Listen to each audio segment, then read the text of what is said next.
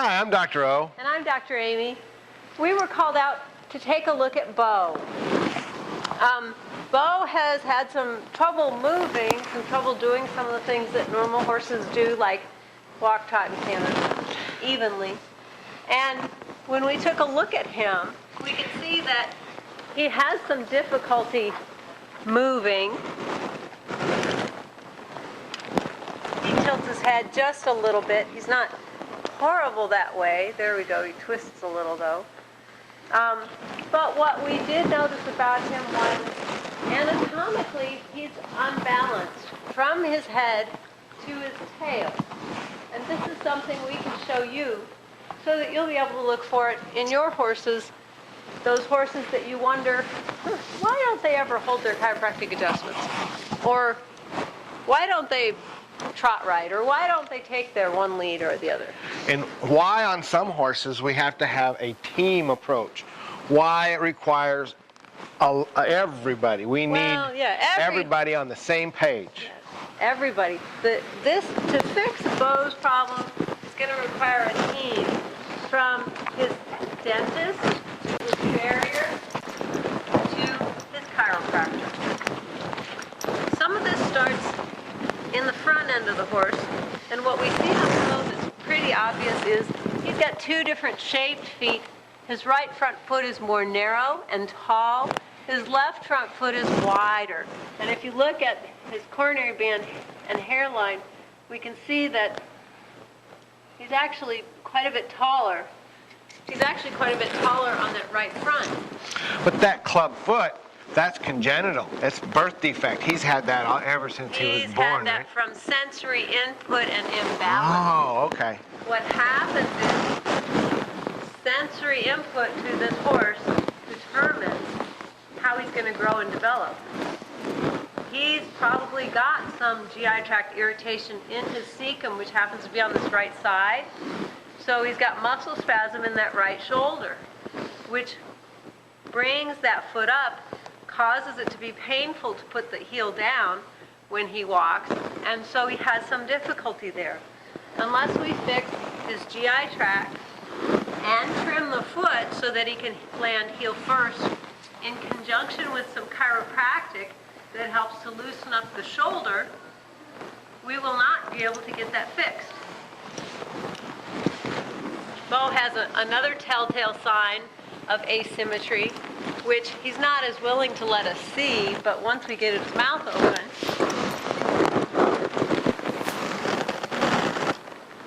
if we look very carefully at this, we can see that we have taller teeth on the left side, actually, and his shorter teeth are on the right. I think that's all the look of his teeth we're going to see, Dr. O.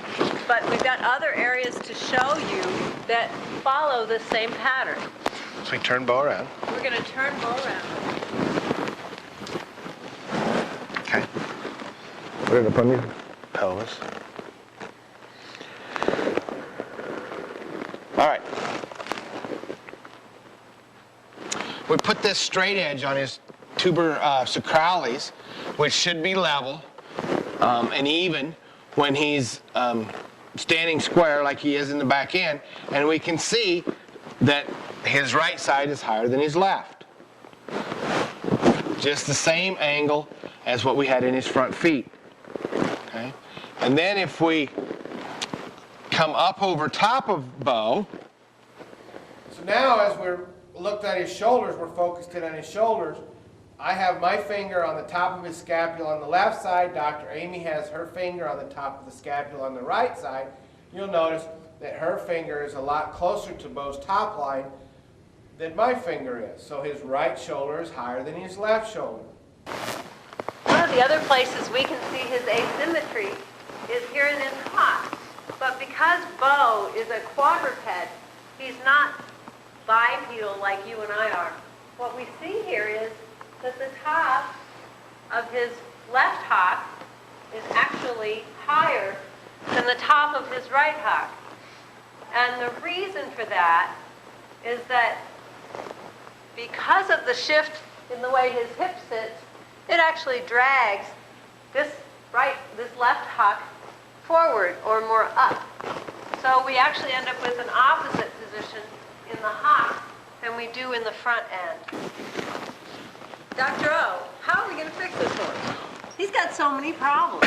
Who do we start with? Well, you know, we can start them all at once. We can start a little bit at a time, depending on what your time frame is as an owner.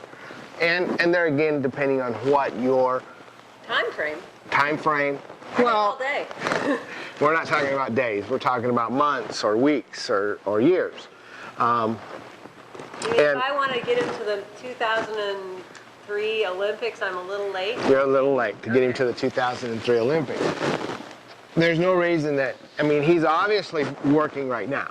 He's just not working at his potential. So we need to have a knowledgeable equine dentist come in.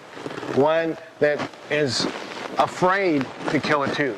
One that is willing to take just a little bit off at a time. And come back in 6 months. And come back maybe even in 3 months and recheck. Yeah. Because they realize that if we take too much tooth off, we change the entire way this horse moves. And we can't do it that quickly. We can't put it back on. We can't put the tooth back on. And if we spend too much time on any one tooth and kill that tooth, it's gone forever. And then we're going to have some serious complications. Some serious balance issues and oral damage, yes. We need to have a farrier that's willing to come in and work with us and very slowly get that foot back to a normal shape. Well, maybe over 2 or 3 trimmings. We're not going to make the coronary bands even in one. Well, you're also not going to make the shape of the foot even in one trim. Sure, those feet are definitely 2 different sizes. 2 different sizes. So we're not going to fix that in one visit. Chiropractically, I can adjust this horse, or you can adjust this horse, or any AVCA certified chiropractor can adjust this horse. Restore movement throughout his whole body. But he's not going to hold his adjustment as long as he should.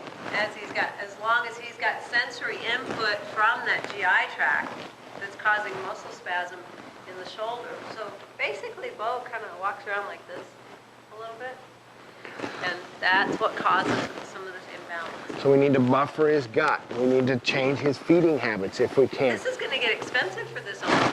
Oh, not necessarily. It's probably going to be a lot more economically to address these problems now than to wait 3 or 4 years when we start having a horse that's insulin-resistant diabetic.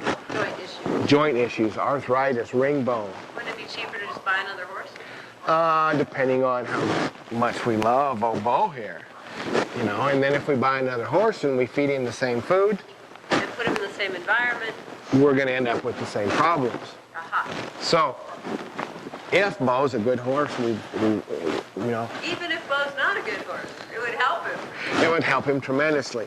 And remember that if we work to try to if we try to buy the perfect horse and put him in a terrible environment within a short period of time, he's going to end up looking like this. Bo's not a terrible environment. Not a terrible environment, but not a great environment either. And some of this stuff happened before Bo got here. Okay. So, in order to harmonize his health, we need a team and teamwork. Team effort. We have to have a dentist, a farrier, a chiropractor, and a nutrition.